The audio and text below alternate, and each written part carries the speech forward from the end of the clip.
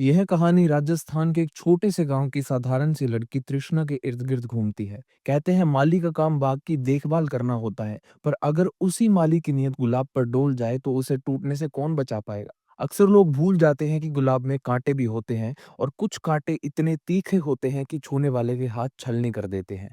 तृष्णा की कहानी शुरू करने से पहले अगर आपको हमारा काम और ऐसी कहानियां पसंद आती हैं तो वीडियो को लाइक करें और चैनल को सब्सक्राइब करना ना भूलें। कहानी का दूसरा सिरा जुड़ता है जय से। जय ने अपनी पढ़ाई ब्रिटेन में पूरी की थी और हाल ही में भारत लौटा था। अब उसे अपने पिता के करोड़ों के होटल के कारोबार को संभालना था। विदेश में पला बड़ा जय रहन सहन में पूरी तरह अंग्रेजी रंग में ढला था और हिंदी बोलने में उसे झिझक होती थी। एक शाम वो अपने एनआरआई दोस्तों के साथ शहर घूमने निकला। घूमते घूमते वो लोग एक रॉयल हेरिटेज होटल पहुंचे। वहां पारंपरिक राजस्थानी म्यूजिक बज रहा था और मेहमानों के स्वागत में लोक नृत्य चल रहा था। उन्हीं नाचते चेहरों में एक चेहरा तृष्णा का भी था। नृत्य खत्म होने पर जय की नजर उस पर टिक गई। बातचीत करने पर उसे पता चला कि तृष्णा वहां पर टेम्परेरी स्टाफ में काम करती थी। उसकी उम्र सिर्फ 19 साल की थी। घर की हालत ऐसी थी कि स्कूल के बाद पढ़ाई छूट गई और उसे काम करना पड़ा। शिफ्ट खत्म होने पर तृष्णा अपनी एक सहेली के साथ पैदल घर लौट रही थी। तभी रास्ते में जय और उसके दोस्त फिर मिल गए। उन्होंने गाड़ी रोककर दोनों को घर तक छोड़ने की पेशकश की और सचमुच उन्हें सुरक्षित पहुंचा दिया। अगर यह मुलाकात यहीं थम जाती तो शायद सब कुछ सामान्य रहता, पर तृष्णा की सीधी-सादी जिंदगी अब मोड़ लेने वाली थी। तृष्णा के पिता सब्जियों के ट्रांसपोर्ट का काम करते थे। उनकी अपनी एक पिकअप वैन थी, जिसकी किश्तें चुकाने के लिए उन्हें दिन-रात खटकना पड़ता था। एक मनहूस सुबह सब्जियां लेकर मंडी जाते वक्त थकान से उनकी आंख लग जाती है और सामने से आ रहे तेज रफ्तार ट्रक से भीषण टक्कर हो जाती है। वैन का अगला हिस्सा पूरी तरह चकनाचूर हो जाता है। लोग समझ बैठे कि वो बच नहीं पाएंगे, पर किस्मत ने जान बचा ली। पर जान बचने की कीमत भारी चोटों के रूप में चुकानी पड़ी। इस हादसे में तृष्णा भी घायल हो गई। उसका एक हाथ टूट गया और प्लास्टर चढ़ा। कुछ दिन बाद जय अपने दोस्तों को एयरपोर्ट छोड़ने जा रहा था, तभी उसकी नजर रास्ते पर सड़क पर बैठी तृष्णा पर पड़ी। प्लास्टर देखकर उसने गाड़ी रोकी। हादसे की बात सुनकर उसने सहानुभूति दिखाई और कहा कि उसके पिता का जयपुर में एक बड़ा होटल है और वह चाहे तो वहां काम कर सकती है। और इसके करीब 1 महीने के बाद तृष्णा के नाम पर चिट्ठी आती है। जयपुर के होटल में नौकरी पक्की थी, साथ में आने-जाने के लिए 500 रुपए भी। फैसला आसान नहीं था, अनजान शहर, अनजान आदमी, लेकिन गरीबी और पिता के इलाज की मजबूरी ने इस डर को पीछे धकेल दिया। वो बस से जयपुर पहुंचती है और बस स्टैंड पर जय खुद मोटरसाइकिल लेकर आया है। सामान लगेज काउंटर पर रखवा दिया जाता है, कहकर कि बाद में ड्राइवर ले लेगा। और फिर शुरू हुआ एक अजीब सफर। जय उसे शहर से दूर सुनसान रास्ते पर ले जा रहा था। डर स्वाभाविक था, मगर तृष्णा ने भरोसा किया। आखिरकार वो उसके पिता के पुराने हेरिटेज होटल पहुंचे, जो कभी रजवाड़ों का महल रहा था। प्लास्टर की वजह से तृष्णा को हल्का काम दिया गया, होटल के बगीचे में रखे पक्षियों की देखभाल। लेकिन इस मूवमेंट पर तृष्णा बिल्कुल नहीं जानती थी कि वो खुद एक सुनहरे पिंजरे की तरफ बढ़ रही है। दिन बीतते गए, हाथ ठीक हुआ तो वह फुर्ती से काम करना सीखने लगी और फुल टाइम वेट्रेस बन गई। पर एक चीज नहीं बदली, जय की निगाहें। उसे खुश करने के लिए उसने एक छोटे से कमरे में टीवी लगवा दिया। तृष्णा को यह सब किसी सपने जैसा लगता था। अब जय के पिता भारत लौटे तो जय ने तृष्णा से उनका परिचय कराया। एक दिन जय की गैर हाजिरी में उसके पिता ने बहाना बनाया कि उसकी आंखें कमजोर हैं, और इसी बहाने से उसने तृष्णा की सुंदरता को अपने हाथों से टटोलने की कोशिश की। तृष्णा यहाँ पर डिस्कम्फर्टेबल फील कर रही थी, पर वो चुप्पी ही साध कर रखती है। और देखते ही देखते इसके बाद जय का व्यवहार भी बदलने लगा। वह उसके और करीब आने लगा, बहाने से स्पर्श करने की कोशिशें बढ़ी। तृष्णा समझ रही थी, मगर सामाजिक अंतर और डर उसे रोकते रहे। फिर जय ने पढ़ाई का लालच दिया, होटल मैनेजमेंट का कोर्स का वादा किया। तृष्णा को लगा कि किस्मत मेहरबान है, पर शायद वो नहीं जानती थी कि यह किस्मत वसूलने वाली है। एक दिन वह सहेली की शादी में गई। लौटते वक्त कुछ मनचलों ने पीछा किया, लेकिन जय वक्त पर पहुंच गया। और उसी रात सुनसान सड़क के रास्ते पर भावनाओं का सैलाब बह गया और सीमाएं ऐसी टूटी कि जिसका बोझ अब तृष्णा को पूरी उम्र ढोना था। अगली सुबह उसे एहसास हुआ कि यह प्यार नहीं था। उसने सब छोड़कर गांव जाने का फैसला कर लिया। वहां ताने, कर्ज और मुश्किलें उसका इंतजार जो कर रही थी।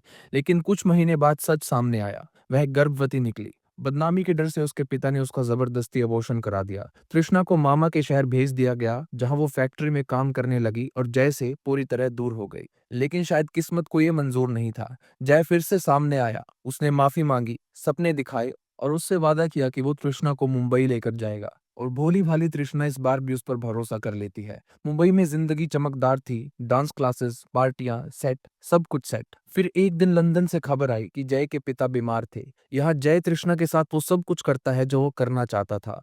वो अपने हर एक मन की चीज़ तृष्णा के साथ एग्ज़ीक्यूट करता है और भोली-भाली तृष्णा इसे प्यार समझकर अपने भरोसे के कारण उसका साथ देती है। क्योंकि कल सुबह जय को अपने पिता से मिलने के लिए विदेश जाना था, तो तृष्णा थोड़ा साहस कर कर उसे अपने अबॉर्शन के बारे में सब कुछ बता देती है। और यहाँ पर जय फील करता है कि तृष्णा ने उसके साथ चीटिंग की है और उसका रवैया थोड़ा-सा बदलने लगता है। यहाँ पर जय का रिएक्शन तृष्णा की उम्मीद से बिल्कुल उलट था। वो पूरी तरह से भड़क गया। उसे इस बात का गुस्सा था कि तृष्णा ने इतना बड़ा फैसला अकेले कैसे लिया। खैर अगली सुबह जब वह ब्रिटेन के लिए निकल रहा था तो उसकी आंखों में प्यार नहीं था, नाराजगी थी। जाते-जाते उसने तृष्णा को कुछ पैसे थमाए और बस इतना कहा, मैं जल्दी लौटूंगा, लेकिन जल्दी कभी नहीं आया। दिन हफ्तों में बदले और हफ्ते महीने में। जय का कोई फोन नहीं आया, कोई मैसेज नहीं। अगले महीने मुसीबत बनकर मकान मालकिन खड़ी हुई।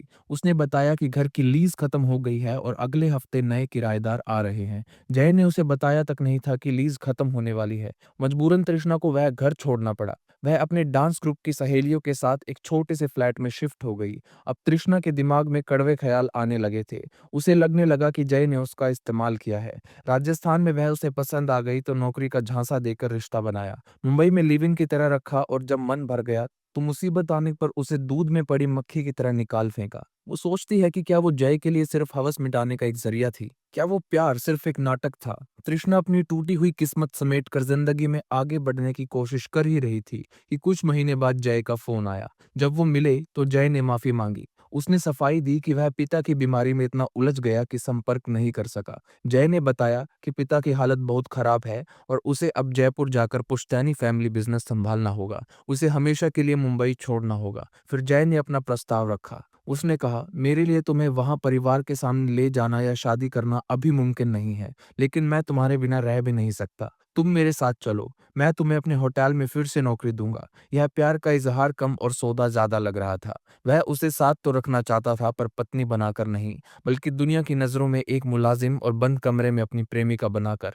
अब तक तस्वीर साफ हो चुकी थी। जय का प्यार महज एक छलावा था। वह तृष्णा से शादी करने वाला नहीं था, ना ही उसे उससे कोई हमदर्दी थी। तृष्णा उसके लिए सिर्फ टाइम पास का एक खूबसूरत खिलौना बनकर रह गई थी। मानो जय के अंदर का वो सभ्य इंसान मर चुका था। इस मूवमेंट के बाद वो तृष्णा के साथ सिर्फ अपनी हवस मिटाता था। जो प्यार और सम्मान मुंबई में था, अब वह नहीं रहा। वह जयपुर के इस महल में दम तोड़ चुका था। जय अक्सर कामासूत्र की किताबें पढ़ता और तृष्णा पर नए नए प्रयोग करने लगता। जब पारंपरिक कपड़ों से भी उसका मन भर गया तो उसने मुंबई से उसके वेस्टर्न कपड़े मंगाए और तृष्णा को पहनाकर उसे अपनी पर्सनल बार डांसर की तरह ट्रीट करता।